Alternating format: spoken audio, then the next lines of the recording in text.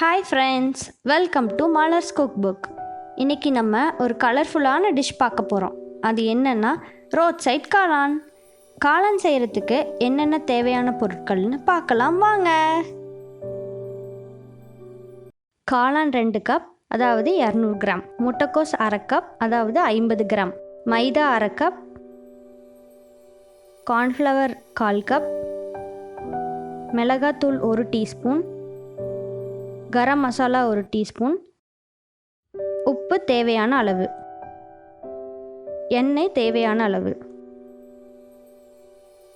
இப்போ ஒரு பவுல் எடுத்துக்கோங்க. அதில் நம்ம கட் பண்ணி வச்ச காளான் எடுத்துக்கோங்க. அது கூடவே முட்டைக்கோஸ், மைதா, கார்ன்ஃப்ளவர், மிளகாய்த்தூள், கரம் மசாலா, தேவைக்கேற்ப உப்பு சேர்த்திக்கோங்க. இப்போது நல்லா கலக்கிக்கோங்க. தேவைக்கேற்ப தண்ணி ஊற்றி கொஞ்சம் கெட்டியாக இருக்க மாதிரி ரெடி பண்ணி வச்சுக்கோங்க. மைதா மாவோட அளவு ஜாஸ்தியாக சேர்த்துனீங்கன்னா சாப்பிட்றப்போ உங்களுக்கு கொஞ்சம் மாவு மாவாக தெரியும். அதனால அளவாக தேவைக்கேற்ப சேர்த்திக்கோங்க.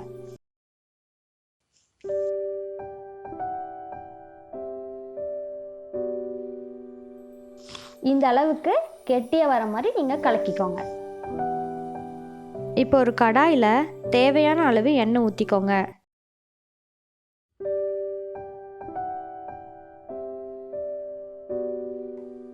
எண்ணெய் காஞ்சதும் இப்போ நம்ம ரெடி பண்ணி வச்சுருந்த மிக்ஸை நல்லா தட்டையாக பண்ணி எண்ணெயில் போட்டு பொரித்து எடுத்துக்கோங்க. உருண்டையாக போட்டிங்கன்னா எண்ணெய் நிறையா தேவைப்படும். அதனால் நான் தட்டையாக போட்டு பொரித்து எடுக்க போகிறேன்.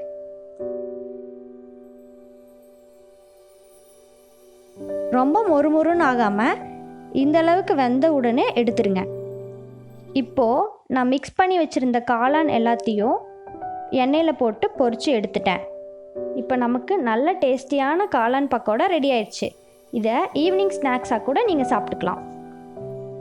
அடுத்தது காளான் மசாலா ரெடி பண்ணணும். அதுக்கான தேவையான பொருட்கள் என்னென்னு பார்க்கலாம். எண்ணெய் தேவையான அளவு, ஒரு பெரிய வெங்காயம் நல்லா சின்னதாக கட் பண்ணி வச்சுக்கோங்க. இஞ்சி பூண்டு விழுது 1 டேபிள் ஸ்பூன், ஒரு தக்காளியை நல்லா அரைச்சி வச்சுக்கோங்க. மிளகாத்தூள் அரை டேபிள் ஸ்பூன், கரம் மசாலா அரை டேபிள் ஸ்பூன், கொத்தமல்லி தூள் அரை table spoon, 2 table spoon cornflour மாவை தண்ணி ஊற்றி கரைச்சி எடுத்துக்கோங்க. நம்ம ரெடி பண்ணி வச்சுருந்த காளான் பக்கோடா. இப்போ காளான் பக்கோடாவை சின்ன சின்ன பீஸாக கட் பண்ணி வச்சுக்கோங்க.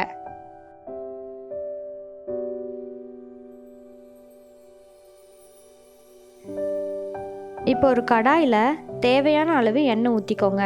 நம்ம கட் பண்ணி வச்சுருந்த வெங்காயம் சேர்த்தி நல்லா இந்த மாதிரி கலர் ஆகிற வரைக்கும் வணக்கிக்கோங்க. அடுத்தது இஞ்சி பூண்டு விழுது சேர்த்தி வெங்காயத்தை கூட நல்லா வணக்கிக்கோங்க. அப்போது அதோட பச்சை வாசம் போயிடும். அடுத்து நம்ம அரைச்சி வச்சுருந்த தக்காளியை சேர்த்தி நல்லா கலக்கி விட்டுக்கோங்க.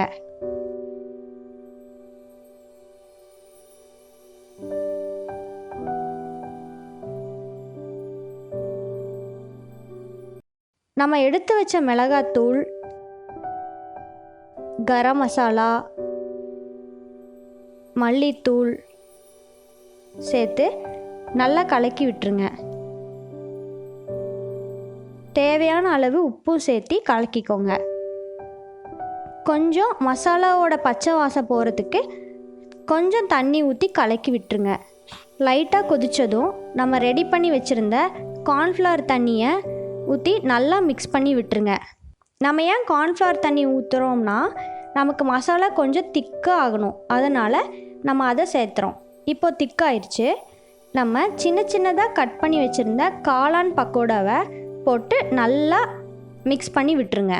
அப்புறம் 5 நிமிஷம் சிம்லேயே வச்சு கொஞ்சம் நல்லா மிக்ஸ் பண்ணிடுங்க. ரொம்ப கெட்டியாக இல்லாமல் இந்த மாதிரி வந்ததும் ஸ்டவ் ஆஃப் பண்ணிடலாம். இப்போது நமக்கு சுவையான ரோட் சைட் காளான் ரெடி.